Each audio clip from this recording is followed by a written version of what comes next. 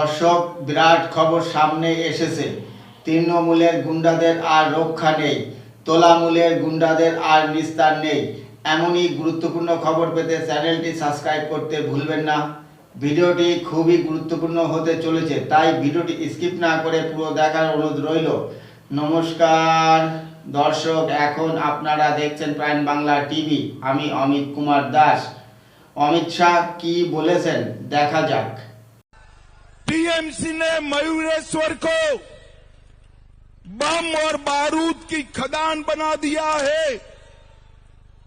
2013 से लेकर 2021 तक हमारे कार्यकर्ताओं को बहुत परेशान किया है या नहीं किया है भाई? जोर से बोलो, किया है या नहीं किया है? मैं आज टीएमसी के गुंडों को कहकर जाता हूं, 23 अप्रैल को अपने घर में बंद रहना, वरना 5 मई को चुन चुन कर जेल की सलाखों के पीछे डालने का काम करें। एक काले शीशे में घूमने वाले टीएमसी के गुंडे, कट मनी वसूलने वाले टीएमसी के गुंडे, उनको मयूरेश्वर की पानी की समस्या नहीं दिखाई पड़ती। मोदी जी ने करोड़ों रुपया जल जीवन मिशन के लिए भेजा है। आपके गांव में पहुंचा है क्या भाई? बताओ, पहुंचा है? कहां गया वो रुपया? अरे मयूरेश्वर वालों, ये रुपया टीएमसी के गुंडे खा गए हैं। দর্শক, অমিত শাহ বীরভূম জনসভা থেকে কঠোর হুঁশিয়ারি দিয়ে বলেন, তৃণমূলের গুন্ডারা কান খুলে শুনে রাখো, 23 এপ্রিল ও 29 এপ্রিল ভোট গ্রহণের দিন যদি কোনো উল্টো পাল্টা করেছ তো এবার খবর আছে।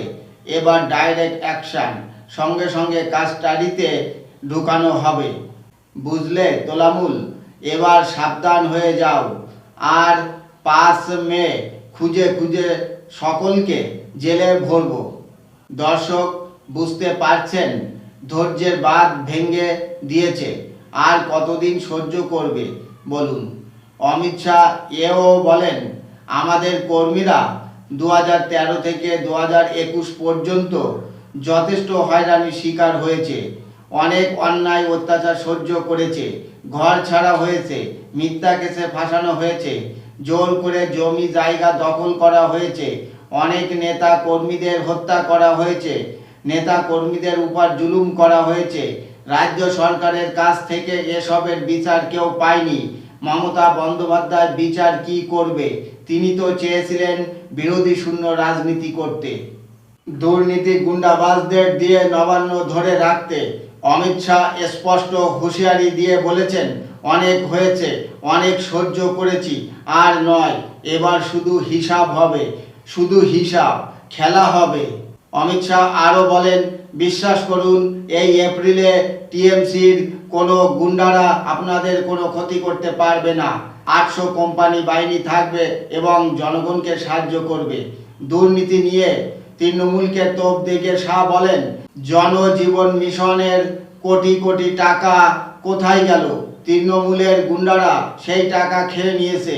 26,000 শিক্ষকের চাকরি নিয়ে দুর্নীতি কে করলো?